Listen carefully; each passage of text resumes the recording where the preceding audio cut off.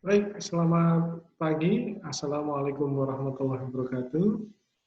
Masih bersama dengan saya, Stianto Budi Raharja. Teman-teman, pada perkuliahan kali ini kita memang tidak bisa bertatap muka secara langsung, tapi tetap perkuliahan harus kita lakukan untuk transfer knowledge, sehingga kita mengetahui lebih dari apa yang kita miliki saat ini. Baik, pertemuan mekanika teknik pada perkuliahan keempat ini kita akan membahas, yaitu adalah resultan gaya atau penjumlahan gaya, atau yang kita sebut dengan hasil gaya, dan bagaimana metode resultan gaya.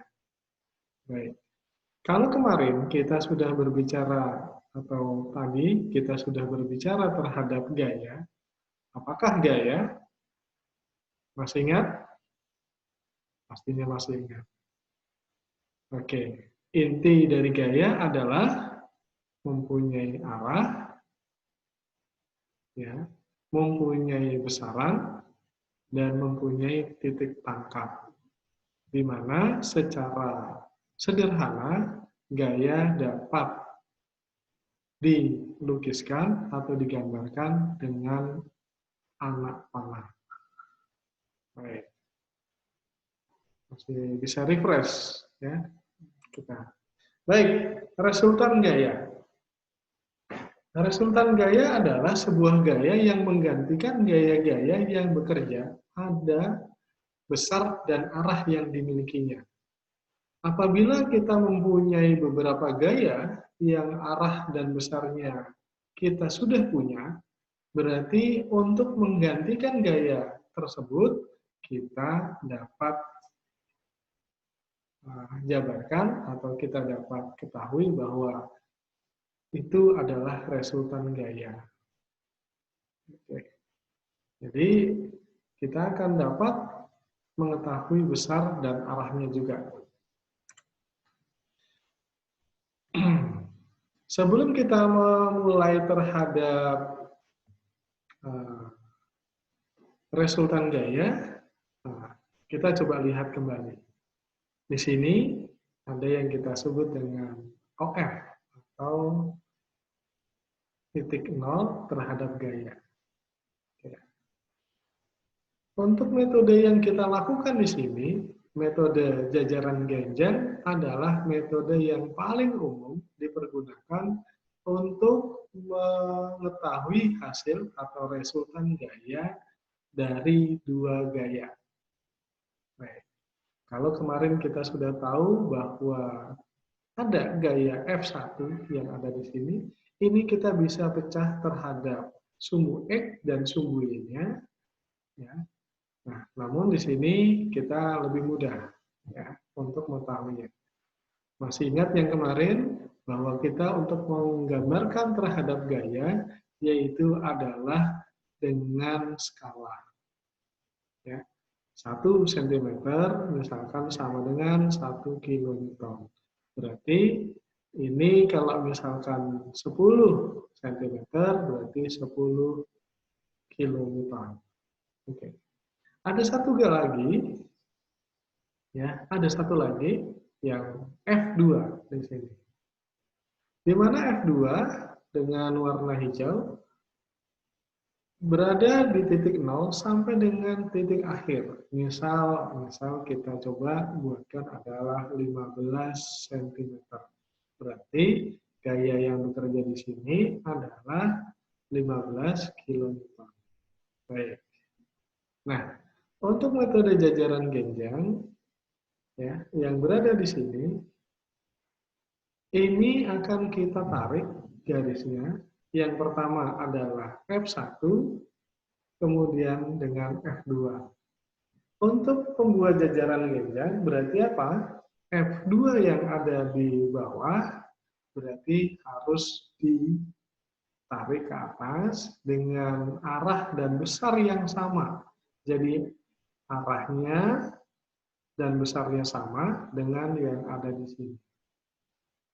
Oke. Kemudian yang kedua adalah menjumlahkan atau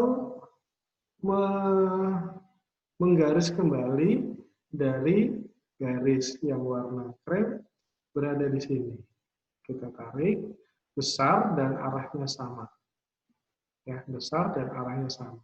Sehingga apa? Kita akan dapatkan resultannya adalah menarik garis dari titik 0 sampai dengan titik yang terakhir. Atau kita sebutkan antara A dan B, berarti ini adalah C. Nah, C ini adalah penjumlahan dari A dan B. Ini resultannya. Oke, paham? Mudah?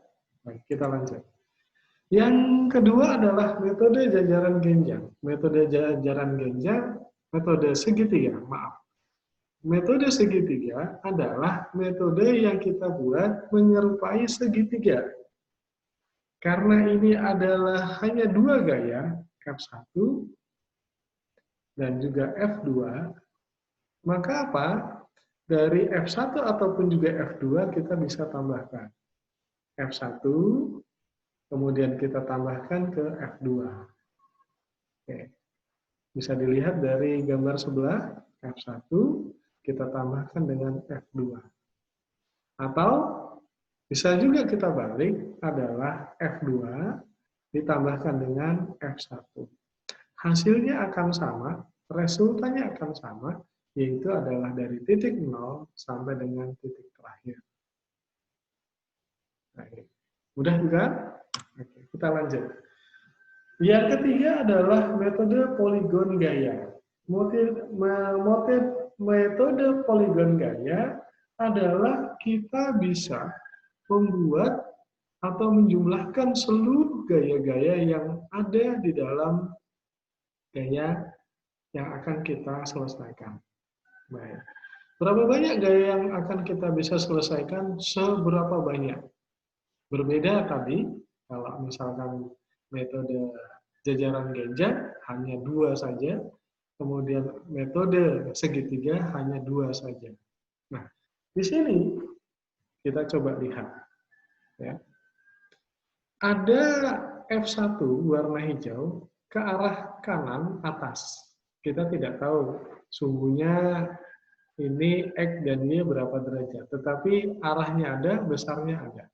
Kemudian ada F2 ke arah kiri bawah, kemudian F3 itu berada ke minus sumbu Y, dan juga ada F4 yang warna biru ini ya, menuju sumbu Y, sumbu X minus. Oke. Kalau misalkan kita akan jumlahkan, yaitu menjumlahkan dari atau kita memindahkan semua gaya-gaya yang dari F1, F2, F3, dan F4, kita akan bisa mendapatkan seluruh gaya tersebut adalah seperti gambar di bawah.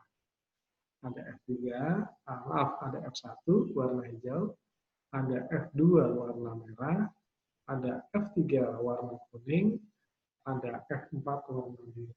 Nah, titik akhir inilah yang kita sebut dengan R. R diambilkan dari titik 0 sampai dengan titik yang terakhir kita jumlahkan. Mudah bukan? Oke, mudah-mudahan bisa. Nah, bagaimana kalau misalkan kita akan membuat bahwa kita mengacak? Pak, bagaimana kalau F2 dulu? F1 dulu? F4 dulu? F3? Boleh. Dan itu adalah sama nanti hasilnya dengan resultan gaya yang ada di seperti ini. Oke. Baik. Untuk pertemuan perkuliahan keempat ini, kita memang hanya membahas terhadap bagaimana resultan gaya. Tapi jangan hanya mencari, oh ternyata hanya seperti itu saja. Yang memang seperti itu, Anda bisa menambahkan dengan beberapa referensi di luar, sehingga Anda bisa memperkaya terhadap pengetahuan yang Anda miliki. Mudah-mudahan bermanfaat. Ya, maju terus, terima kasih. Assalamualaikum warahmatullahi wabarakatuh.